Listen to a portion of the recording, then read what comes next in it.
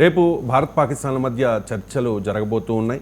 So ఇప్పటివరకు చాలా సందర్భాల్లో యుద్ధాలు అయిన తర్వాత చర్చలు జరిగాయి, కానీ పాకిస్తాన్ ఎప్పుడు కూడా దాన్ని ఇంప్లిమెంట్ చేయలేదు, తొంగలో దొక్కింది. రేపు ఏ ఏ అంశాలు చర్చించే అవకాశం ఉంది?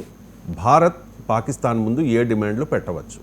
ఎస్ అండి, నిన్న యుద్ధ విరమణ అని ఒక మాట పలకగానే ప్రకటించగానే 12వ తారీఖు మే 12వ తారీఖున రెండు దేశాల మధ్య చర్చలు ఉంటాయి అన్నారు. అవి ఎక్కడ ఉంటాయి, ఎవరు పాల్గొంటారో చెప్పలేదు.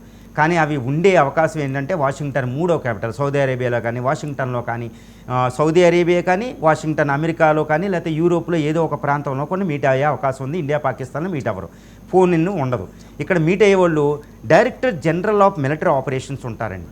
వీళ్ళు ఏంటంటే కాల్పుల విరమణ ఎలాగా, సీజ్ ఫైర్ ఎలాగా అనే దాన్ని ప్రకటిస్తారు. అంటే కాల్పుల విరమణ ఇప్పుడే, కాల్పుల విరమణ మాత్రమే, సీజ్ ఫైర్ కాదు. దీన్ని అంటే కాల్పుల విరమణ ఆల్రెడీ అయిపోయింది, దాన్ని ఎలా ఇంప్లిమెంట్ చేయాలి, రాత్రిలాగా ఉల్లంఘనలు ఉండకూడదని. తర్వాత సీజ్ ఫైర్ పర్మనెంట్గా ఉండేటట్టు ఎలాగని డీజీఎంఓస్ చర్చిస్తారండి ఫస్ట్. అంటే అది రెండో అవసరం. మూడో విషయం ఏంటంటే పాకిస్తాన్ ఏం చేస్తా అంటే సింధు జల ఒప్పందాన్ని మీరు నిలిపేశారు కదా, దాన్ని పునరుద్ధరించండి లేదా మళ్ళీ డిస్కస్ చేస్తాం. ఇండియా ఏమంటుందంటే మీరు దీన్ని మేము నిలిపి దాన్ని పునరుద్ధరించే అవకాశం లేదు, ఎందుకంటే మీలో టెర్రరిజం ఎండ్ అయ్యే వరకు. టెర్రరిజాన్ని మీరు ఇంప్లిమెంట్ చేయాలంటే ఇప్పుడు మీరు చెప్తే నమ్మం, ఎలా క్రెడిబుల్. ఇప్పుడు పహల్గాం మీద దాడి చేసిన తీవ్రవాదులు మాకు అప్పచెప్పండి, వాళ్ళు ఎక్కడున్నారో చెప్పండి, మీరు ఒప్పుకోండి. తర్వాత హఫీజ్ సయీద్ అంతర్జాతీయ తీవ్రవాదుల్ని మాకు అప్పచెప్పండి అని అడిగిద్ది. ఇంకొకసారి తీవ్రవాదం చెయ్యము అని ఇవ్వండి, ఇది ఎన్ యాక్ట్ ఆఫ్ వార్ అని అడిగిద్ది. తీవ్రవాదం ప్రధాన విషయం అవుతుంది. తర్వాత సింధు జలాలు మాకు ఇవ్వండి, ఇప్పుడు ఇమీడియట్గా మాకు పంటలు ఎండిపోతున్నాయి, మాకు ఇవ్వండి, తాత్కాలికంగానే ఎంతో కొంత ఇవ్వండి అని అడిగింది. కానీ భారతదేశం నాకు తెలిసినంతవరకు సింధు నది జల వివాదాలు వెనక తగ్గే ప్రసక్తి లేదు. ఎందుకంటే నేను 2 రోజుల క్రితం మోడీ గారు కూడా చెప్పారు, ఇంకా సింధు నది జలాలు భారతదేశానికి వచ్చేసాయి, ఇంక ఇచ్చే ప్రసక్తి లేదని నొక్కి ఒక్కాణించారు. ఈ యుద్ధం మాటున అందరూ యుద్ధం చూస్తున్నారు. సింధు నది జలాల విషయం మరుగున పడింది. సింధు నది జలాలు లేకపోతే పాకిస్తాన్ అస్తిత్వమే ఉండదు. మీకు తెలుసు, వ్యవసాయం అన్నింటి పరంగా, త్రాగునీరు, తర్వాత జల విద్యుత్ శక్తి అన్నిటికీ పాకిస్తాన్ 80% ఎకానమీకి అది ఆధారం. అది ఈరోజు మన చేతిలో ఉంది.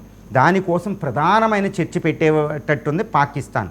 కానీ భారతదేశం వెంటనే ఇవ్వదు, ఎట్టి పరిస్థితులు దాన్ని కొనసాగించే అవకాశం ఉంది నిలిపివేతని. కానీ పాకిస్తాన్ ఇప్పుడు మాకు తాత్కాలికంగా ఉపశమనం కలిగించండి అని అడిగిద్ది. దీని మీద అంతర్జాతీయ ఒత్తిడి కూడా భారతదేశం మీద ఉండే అవకాశం ఉంది. మోరల్ క్వశ్చన్ ఒకటి ఉంటుంది భారతదేశం మీద, ఏ విధంగా అది నీళ్లు శత్రువులకు ఇవ్వలేదు, ప్రజలకు ఇవ్వలేదని. ఇప్పుడు పాకిస్తానీ ప్రజల మనసుల్ని కొల్లగొట్టే అవకాశం భారతదేశానికి వచ్చింది. కాబట్టి కొన్ని టీఎంసీ త్రాగునీటికి సరిపడా, కాస్త వ్యవసాయానికి, ఆహార ధాన్యాలకు సరిపడా భారతదేశం కొన్ని డ్యామని తెలిసే అవకాశం ఉంది. ఇది పాకిస్తాన్ ప్రజల మనస్తత్వాన్ని కొలిసి ఇది ఇంకా మీకు చూస్తూ ఉంటారు వచ్చే కొన్ని రోజుల్లో ఈ వ్యవహారాన్ని.